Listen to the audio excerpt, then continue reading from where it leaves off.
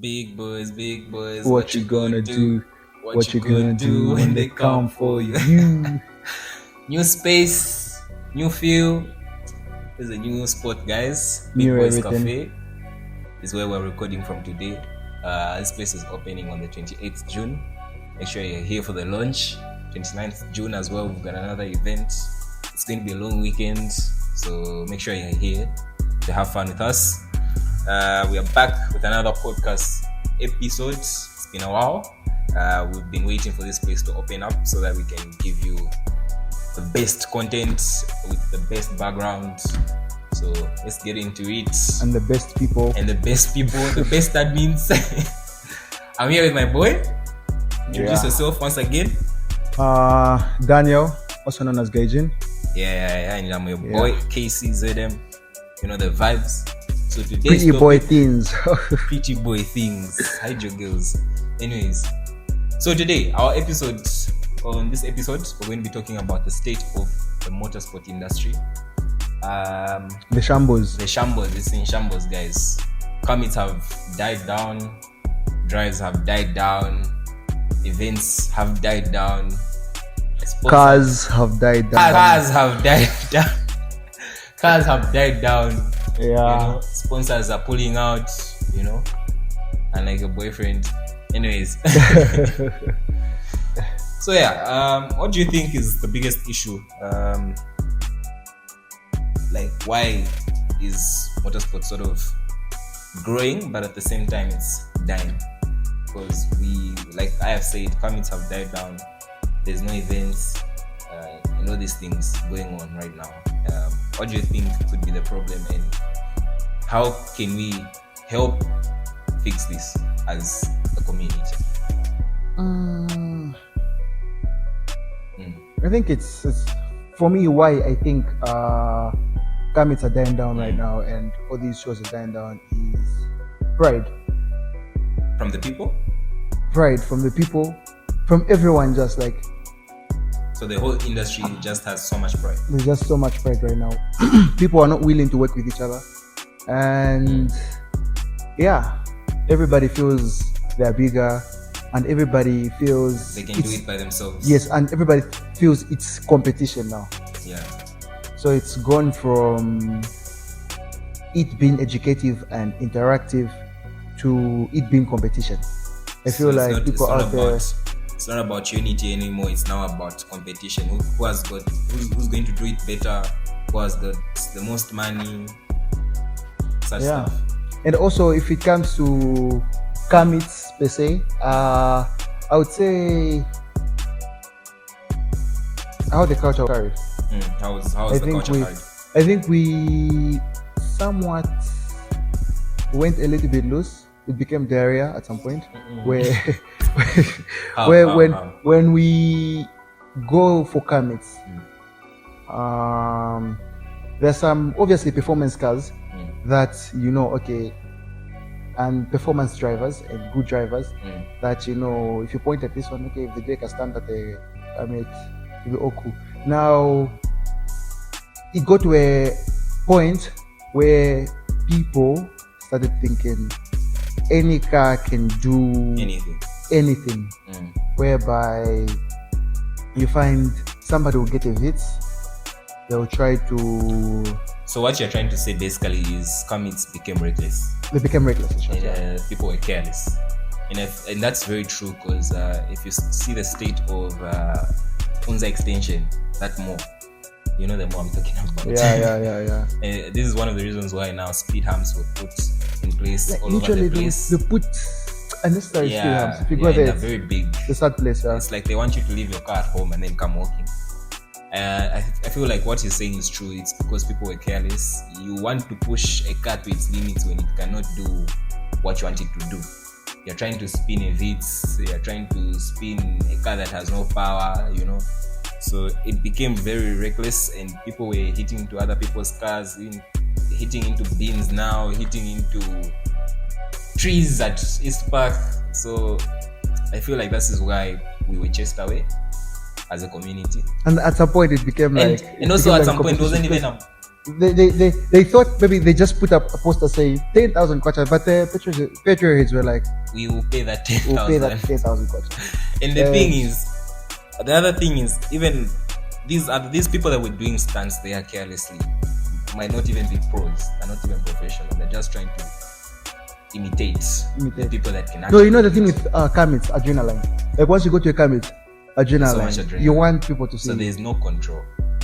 So I feel there's no more that's really accommodating Kamits now. And I feel if Kamits do come back, spinning burnouts will not be prohibited anymore. Like I feel like that's what needs to happen. We need to put a limit to that ourselves, not just to the malls, the mall management or whatever. Because for some reason, there's a certain mall that's now a mining site. I won't mention names, but that's where Kamits were born for some reason. Yeah. And now it's become I don't know what. It started there and were chased. The place died down. And but if you actually notice, these malls that chase away car guys, they've actually sort of died down. Because if you look at the energy there, the Unza extension mall that I'm talking about, it's not alive anymore. The Fridays are not Friday. Yeah, there's not much life going on there now. Yeah, and even compared to the other malls, like you mentioned, what mall? The mine. This one, the mine. You know, it's the one that's just by the bridge there. So these guys don't see it as a benefit to them having car guys around. But sort of to some extent, it is a benefit to them. It is a benefit because you'd find at some point people would go there early just to chill for Kamits to start. And they'll say, okay, let me go get something, let me go get a bite. Maybe some people go by named clubs there, they just chill for a bit. Afterwards, they come back and check out cars. And yeah, it was more of like a tourist site. Yeah, it was. Yeah. So the culture here was very, very, very good. It was given. Now, like you mentioned, so we're done with the Kamits things. But like you mentioned, there's so much pride in the motorsport industry right now. People sort of don't want to work together. It's now sort of like a competition. So I feel like that has to change. Yeah, that's one of the problems. And I think sponsors also can tell when people are not united. Because how do you expect to get a sponsor for an event if you're not involving everyone else that's part of the industry? Because imagine you're hosting a show and you're saying, I don't want those people to come. I don't want these people to come. Yeah. It's so really.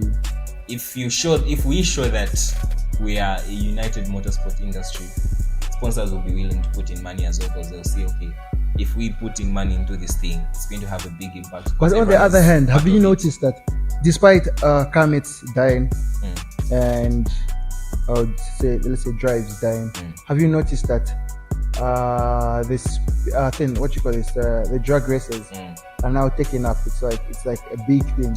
Yeah, drag races have sort of become like a big thing in Zambia. Although there is still politics, I would say this. There is still a lot of politics. We owe you guys. We were supposed to have a drag race. Drag race podcast, and after drag race thing. Yes, but there's so much going on. There's so much to talk about. So much politics that will bring a lot of problems if we addressed the issues. If we addressed it, they'll be finger pointing. Yeah, they will hate us. I don't know. At some point, they'll even be gun pointing. Yeah, they will hate us if we say the truth, because it's like people don't like the truth in the motorsport industry. Otherwise, the drugs went on very well, despite a few politics here and there. The drugs were really nice. Yeah, it was just disappointing that we didn't get to see the races that we wanted to see. Yeah, because even if the R8 wasn't going to race the A63, we would have at least seen it race the GTR 35. You get my point? Because that was like top 3 cars that were the fastest at the drag race. Yeah, I don't know who was selecting the cars there, but you can't put a VW SUV against an R8. I have a better way of saying it. You can't put a train and a superbike to the race. Like that was like whoever was in charge of. That was the worst that we've ever seen. Because we're posting those things on internet. The way other countries are laughing at us. Yeah. Mm-hmm. And It just took one person to embarrass the whole country. That's because it's veto of quite alright to say no, you won't understand the criteria and you won't understand how cars are set up. That's because it's a V12 and this is a V12. You said that It doesn't, or just because rather V10, just so at yours and my just because they both have V10 engines doesn't mean you have to pair them together, guys. It doesn't make sense. You put SUVs by themselves, you put all-wheel drive sedans or whatever. Otherwise, I really wanted to see how MAF and the R8 were going to go, because MAF, I still think MAF had chances. If you ask me, the chances were there. Now I have to. Okay, so I actually think MAF would have given the R8 a good run, because MAF was putting down all the power. Yes, it's also about how you leave the line. Yeah. How are you leaving the line? Mafia was putting down the power, guys, and it was hooking. Because did you see the way Mafia went against the 2017 GTR? I think that was the best GTR race. But Maf. That was the best race. That was the race of the day. Yeah, you needed to see something else, but yeah. The GTR took off and Maf just came to the finish line. Anyway, I guess there's always the next time. Yeah, and then Ella really performed well. So Ella is the female driver. She was driving the Golf 7R this year.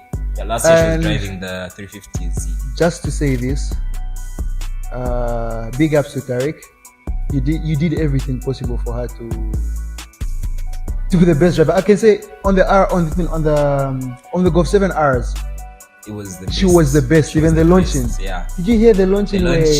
Yeah. Because even the guy from Malawi, his car was sounding very good, but his launching was a little bit wrong. I think she had one of the best launches in her class. I think the Golf R guys should go to her for lessons. Really. A lot of guys need to go for her for how to learning how to launch their cars. But for some reason, this should also be an inspiring point for all the females out there to join the motorsport industry. I mean, look at Ella. If she could do all this great stuff, I feel you can also join or be part of the motorsport industry one way or another. Yeah, so otherwise, for some reason, we've said making this the podcast that we never wanted to make. Yeah, talking about the drugs. The plan was to talk about the state of the motorsport industry. And it's really sad to see how things are going down now. So the country is getting a lot more cars, a lot more expensive cars, but the culture is dying. They are parking. Also, it gets back to car owners. You can't buy an expensive car and expect people not to approach you. And you expect people not to take pictures of your car. You expect people not to post your car. I mean, like, why would you buy an expensive car if you don't want people to take pictures? Buy a Vitz, please. Don't give us problems. Buy a Vitz. Or better off buy an Allion. It's one of the best dailies. Or your Makex. But again, if your Makex is nice, we're going to take photos and post. And also make Makex gang in the back. We have a Makex driver in the back. The Makex driver in the back. This one. But yeah, you can't. And there's also these people that are very cheeky. You buy new rims and change a paint job on your car, and now you want to act cheeky. Oh no, I can't park next to everyone else. I've actually seen so many people like that at events and at commits whereby the only thing they did is maybe change rims and put a downpipe on their car, but they want to act like their car is I don't know what car. $1 million car. $1 million car, and now you're trying to say, hey, I can't park next to these guys because they don't have a car better than me. That's very useless. Then also, why commits are dying is inclusivity. I feel some clubs are not inclusive. It's like what we're saying, where people we're somewhat divided. Some clubs just want people with money. Doesn't mean bikers can't come. Yes, that's one thing that we really tried to put in, where we invited the bikers for some of our commits, and they were actually some bikers really pulled up for our commits. Really nice. The time we were hosting commits, bikers used to pull up. But there was a time when we hosted the first Auto Fest. There's a biker group I once invited, and they said I can't come to an event. Mention them. No, I can't mention them. Is it the old guys? It's the fact you said the old guys. What do you mean the old guys? But this guy said I can't come to an event that's called if your brand is called ZK Projects. I mean, so they wanted us to change our name just to Z Bikers. Then just because our name is ZK Projects doesn't mean bikers are not invited.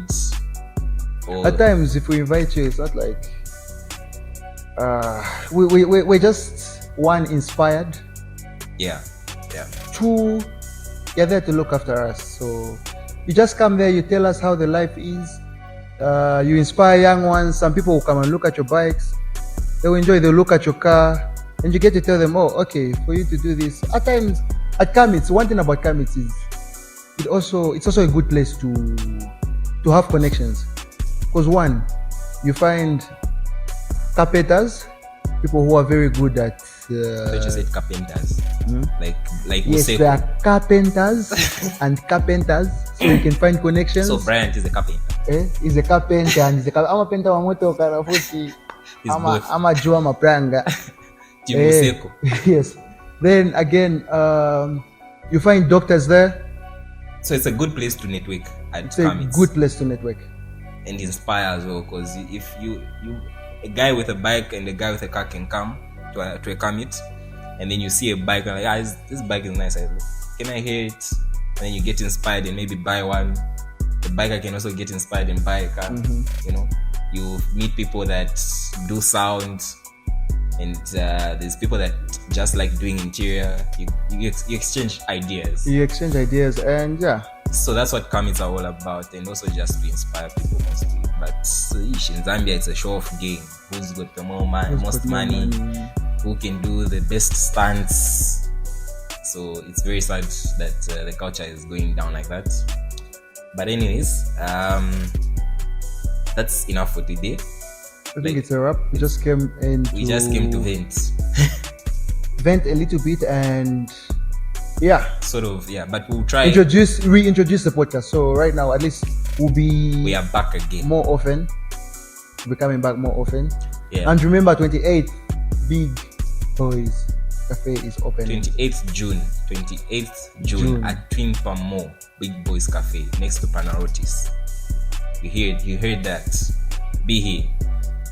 And then if you can't be here, then I don't know. Yeah, if you won't be here, then I don't know. So 28th and 29th. Yeah, it's going to be a long weekend, big events, big launch.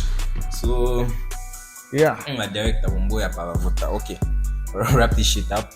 If you'd like to sponsor our episodes, make sure you reach out to us on Instagram, Facebook. What else? Get our merch, get our stickers. Yeah, get our stickers. Make sure you reach out to us if you'd like to see anything new, any new guests. Yeah, but that's all from us, from Casey and my boy here, Guy. And don't forget, 28th, Big Boys Cafe. There'll be everything. What you want? Booty, car booty. If you want to see bikes, bike booty. If you want to come and sit on booty, also on bikes. Big Boys Cafe is the place to be. Big boys, what you gonna do? What you gonna do when they come? But that's a good one, eh? Yeah. Oh, Cranky. It will be Cranky. Cranky will be performing. DJ Cranky will be here at Big Boys Cafe on the 28th June. There'll be two misses will be performing here at Big Boys Cafe. We've got Tony Empire doing the tattoos on 28th June and 29th Come and June. get free tattoos. Come on and the get house. new ink. I'm lying. You were from on the house. I'm lying. On the house. I'm lying. Oh, yeah. But come get tattooed by the best tattoo artist in Zambia. In Zambia. I'm Africa. Check you guys out. Otherwise, we're out. We're going to check out your girlfriend.